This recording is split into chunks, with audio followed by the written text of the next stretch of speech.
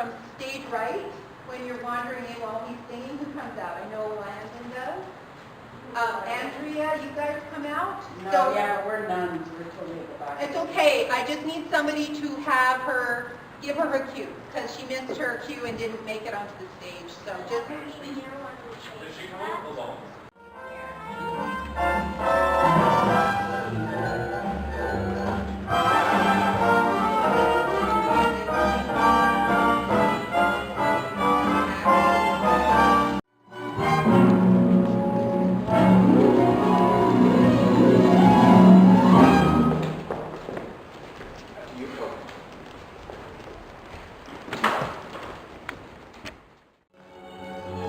You're looking at the man who once had the biggest name on Broadway, Max Bialystock.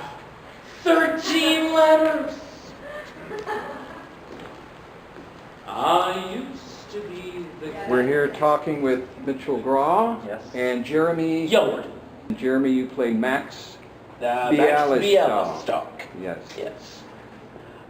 Max is a kind of funny character because you don't really want to sympathize with him. He's not the nicest individual. Obviously, he takes advantage of Leo. It's easy to fall into the idea that a character like Max is a caricature, but there are more layers, I think. Sure. And it's fun finding them. At the same time, you do root for him, I think, a little bit, because he is down on his luck. And he is trying, in his own way, to climb back into the spotlight, as it were. I haven't worked, actually, with any of the cast. Really? I haven't done live theater. I was just saying to Mitch here, I haven't done live theater since most of the cast were about 2 or 3 years old. I really lucked out for my first toe dip back into theater to have such a talented and enthusiastic cast as we have.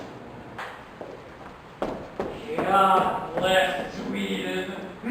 Oh, Matt, she's amazing. She's the most wonderful girl I've ever seen.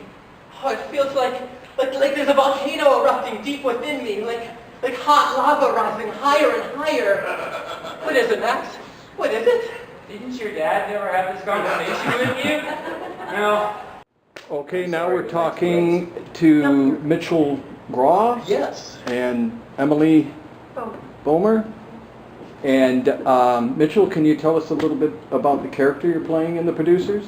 The character I'm playing in The Producers, his name is Leo Bloom.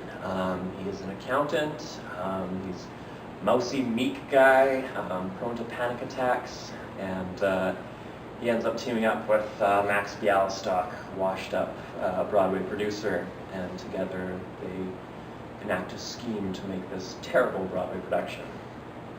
How much of your own personality are you drawing on for this character? Okay, 100%? I don't know. It's just me. Yeah. It wasn't too far of a stretch of the imagination. I'm a pretty anxious person as it is, and made it pretty easy to get into character for that. Remember the hula dance? Yeah. Hula dance again!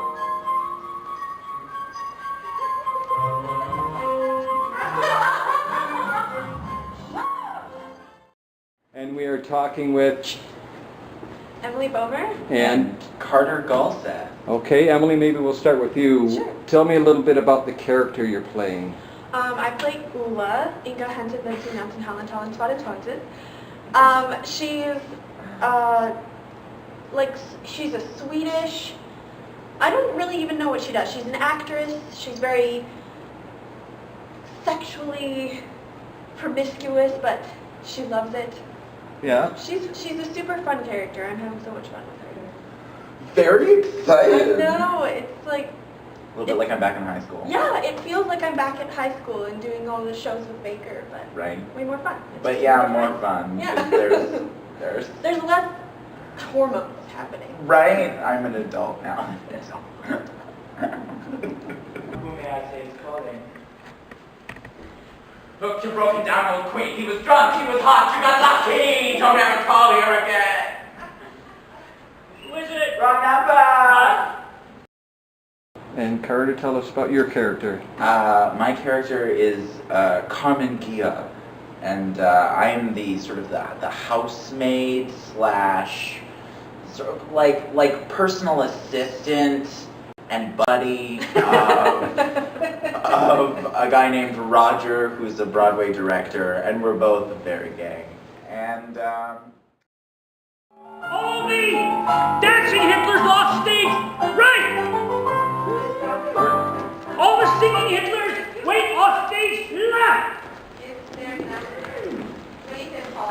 We've been talking with cast and crew of the producers, and we are now talking with Carter Golstep and Bob McHugh.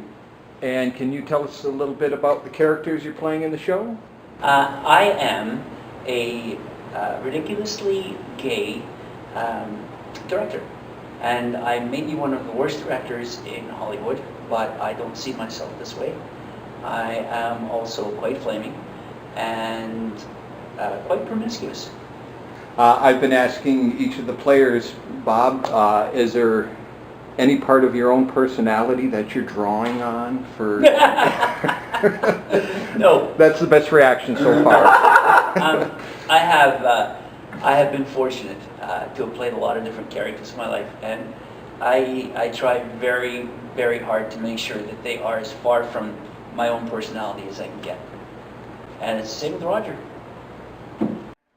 Here's Roger!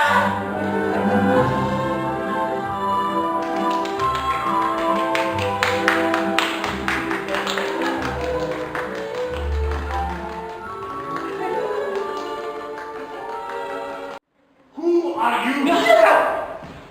Relax, Mr. Liebkin. We're not from the government. We're producers, Bialystok and Bloom, here to talk about your play.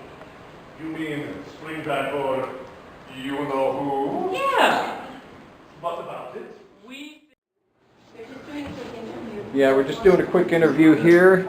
I'm speaking now with David Booth and Stephanie Press. David, you play Franz Liebkin. David, I've seen you in a number of productions. You have a very strong stage presence. You have a Thanks. you have a booming voice that people can hear all the way in the back row. Well, I grew up with ear problems, so I mumble a lot, so I have to speak loudly and try and be eloquent in order to be understood, I think. So that's my thing. But yeah, this whole thing's been awesome. I love working with Brenda. It's been great. It's the third year in a row. I've never done anything in a theater as big as this. Really. And I've asked this to everyone I've interviewed so far. Is any part of your own character that you're drawing on for? Probably some sort of under the surface anger that I might have that I'm not really properly owning up to. He is a very sort of charming guy, but also has like a flip of the switch anger to him, and obviously being a Nazi sympathizer, former Nazi, whatever you want to call it. I hope it doesn't represent me. I don't think it does, but yeah, maybe the sort of goofiness. I'm a little weird at times, I guess. So I think that fits in with my personality, I think.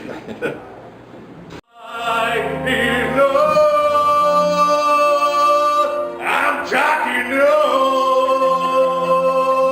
Bavaria.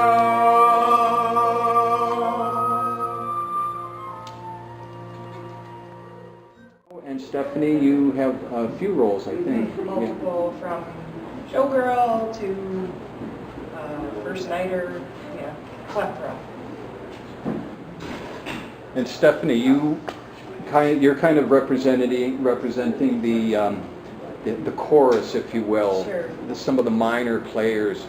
Do you find in this production that you're just as valuable as everybody else? Oh, absolutely. There's never a small role. There never is, no. Never is a small role. And everybody, I feel like the chorus really holds and supports the main characters, and it gives that fullness.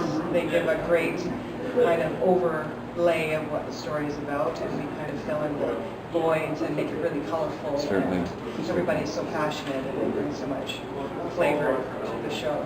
It just really brings it to another level. Agreed. Absolutely. Yeah. The alley's talking blue, the alley's talking blue. He raised the money. The alley's talking blue, the alley's talking blue. The show